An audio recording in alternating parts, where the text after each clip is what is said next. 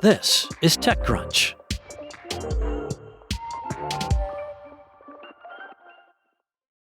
Silicon Valley folks tend to write off the startup market across the pond as too small or not hungry enough, but that sentiment could not be more different from how Europeans view their potential.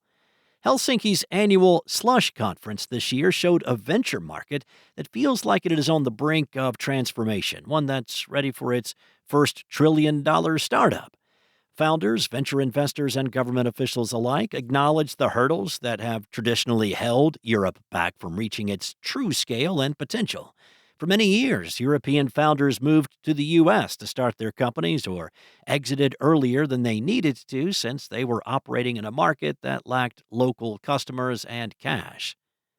Firms including Omer's Ventures and Cotu made concerted efforts to enter Europe by opening offices in London after the pandemic, but have since shuttered those shops. Omer's, for example, let much of its European team go. Meanwhile, Silicon Valley firms have claimed in the last few years that to focus on innovation, startups and investors need to retreat to San Francisco.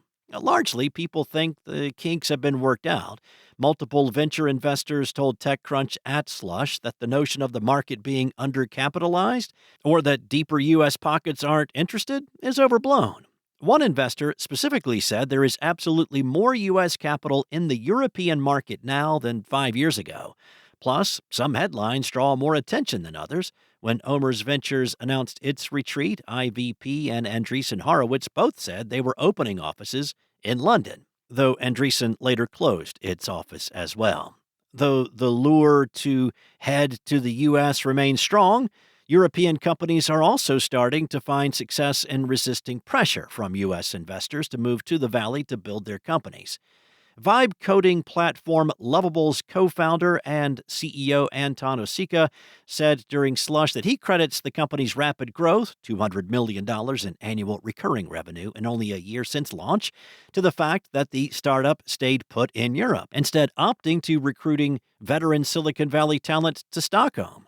Tavet Henrikus, a partner at Plural who was the first hire at Estonia-founded Skype, said at Slush that the European market is about a decade behind the U.S., but startups have gone fully mainstream now in a way that they hadn't 10 years ago. Another VC added that when he originally began investing in startups decades ago, startups and their revenue didn't account for a noticeable portion of the region's GDP or revenue, but now things have changed fundamentally, and the share startups hold will continue to grow. The growing number of European success stories like Spotify and Klarna have also buffed up the region's profile, giving founders the confidence to not exit early. They've also given startup employees the skills and financial security to strike out on their own. Regulators are not sitting by either, and lately have been trying to make it easier for startups to find success. The EU is moving toward regulation changes that would allow startups to register in all EU countries at once, as opposed to just their native country next year.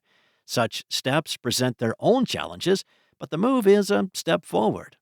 Hurdles remain, of course. European enterprises remain less likely than their American counterparts to experiment and implement startup tech, but the vibe at Slush could not be more optimistic. Europe looks ready to come into its own, even if it took a little longer to get there. As Slush's welcome banner put it, still doubting Europe? Go to hell, as in Helsinki, of course. That's it from TechCrunch. For more crunchy bite-sized articles like this one, go to TechCrunch.com.